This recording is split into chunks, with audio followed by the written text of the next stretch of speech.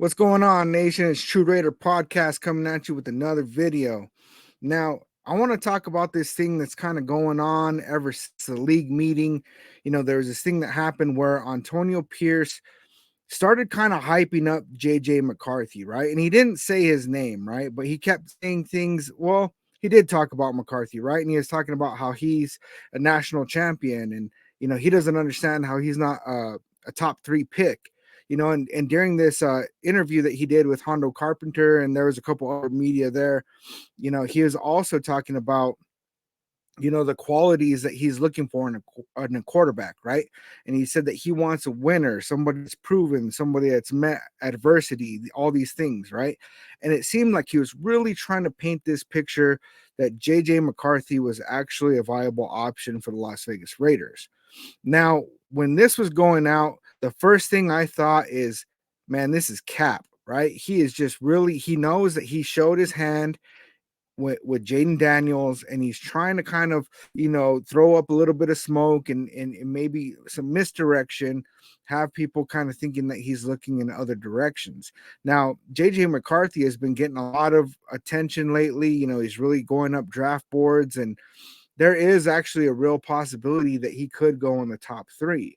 Now, Antonio Pierce knows that if JJ McCarthy goes in the top three, that is good for us because that means that his boy Jayden Daniels could fall down out of the top three. And if he falls out of the top three, I don't think there's any way that the Raiders don't go and get him. Now, what's funny is that after Jayden Daniels pro day, there was an article that came out, and honestly, I couldn't find it again, or else I'd share it with you guys. But I was reading this thing at work, and the Vikings coach was talking about how much he liked Jayden Daniels, right? And he's really just blowing all this smoke about how good Jayden Daniels is, right? And what I really got out of this was that he was like, two can play at this game, right? Because he knows what AP was doing with the JJ McCarthy thing and coming out here and blowing all this smoke that the Vikings are going to maybe trade up and take Jayden Daniels. And that's been all the talk, especially today, man, is that like, and they're using the word desperation, right? And I don't really like the desperation, but the Las Vegas Raiders and the Minnesota Vikings are the two teams that they're talking about that are really just making a push to trade up into the top three. And I really see this being as a viable option, for both teams, really, right? And the Vikings, they kind of got a leg up on us right now because they have 2 first round picks for this year, and that might be appealing to a team. However, there was another article that got put out by Heavy, and I'm going to share the screen with you guys real quick. And when I read this article, it kind of made it all make sense for me, right? Because it was already what I was thinking. So in this article put out by Heavy, uh, Vikings turn shoulder to top quarterback prospect who met with the Patriots. And they're talking about that the NFL media report from Ian Rappaport grouped the Minnesota Vikings and 5 other teams that scheduled meetings with LSU quarterback Jayden Daniels immediately after his pro day on Wednesday. However, the Vikings meeting with Daniels did not happen, according to Darren Wolfson. In this article, it goes on to talk about how the meeting did not take place. This was reported let's see, on the North Samaki and Judd podcast, right? And the quarterback coach, Josh McCown, the most prominent Vikings staffer in attendance at LSU's pro day, arrived in North Carolina to watch Drake May on Thursday. Mike Kay of the Charlotte Observer reported. Right? And so like they're talking about like how the travel plans just might not be lining up and things like that, but there's starting to be a lot of smoke around that they're interested in either JJ McCarthy or Drake May. See, and if that is the case, I got to tell you guys, I'm pretty hopeful, right? And it doesn't really normally fit the Vikings kind of build to go after a quarterback quite like Jayden Daniels, but like with staff changing and new regimes put into place, you got a pretty young head coach out there. Things could change, And there's other content creators that are talking about that, more of what fits their build would be something like a JJ McCarthy or a Drake May. Now, Drake May, there's a lot of reports that went out that they're saying that he had an excellent pro day and that really the spotlight's on him, after there was a little bit of concern about Jayden Daniels having this little injury on his elbow, which is like really no big deal.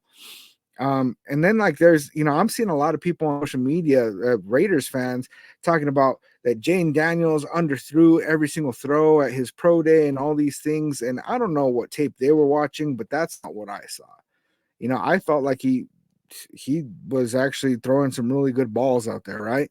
And when I watched Drake May's pro day film today, that's what I was thinking about his is every single clip that I saw, those receivers were having to slow down to be able to catch the ball, and he wasn't really catching them in stride. But the media was really just hyping up Drake May's pro day, which is great for us, right? Because if Jayden Daniels is the target, which AP has not made it a secret, and neither is Devontae Adams, right? Devontae Adams shared on his Instagram story a picture of Jay Daniels holding the Heisman Trophy, right? And it said my resume speaks for itself. And I think that there's a lot to that, right? Because you don't see Devontae Adams out here, putting on his story things about Drake May or things about Caleb Williams or any of these other quarterbacks, right? He happened to post about Jayden Daniels right now at a key time when there's just tons of smoke about Raiders just wanting to go up there and move to the top three to get Jayden Daniels.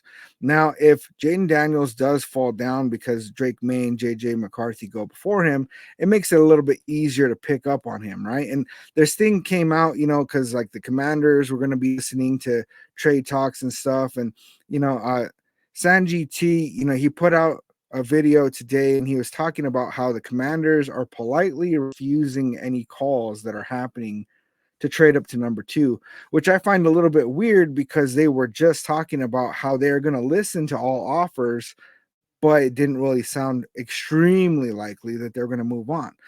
But now all the buzz is around the Patriots and them possibly moving on from a pick. And now, I think that both the Commanders and the Patriots, and I've said this before, are in a position where they have more building to do, right? They're not just a quarterback away from making a deep playoff run.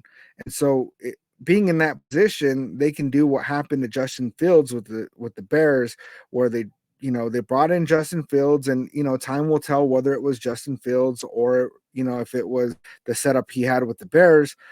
But he really didn't have a team around him, right? He didn't really have an O-line. He didn't really have receivers. And, they've been really working on building that defense. And now, they're stacked on the defense. They were like I think they were like number 10 or something on defense this last season. And then, their O-line is getting really good. They got a bunch of receivers out there.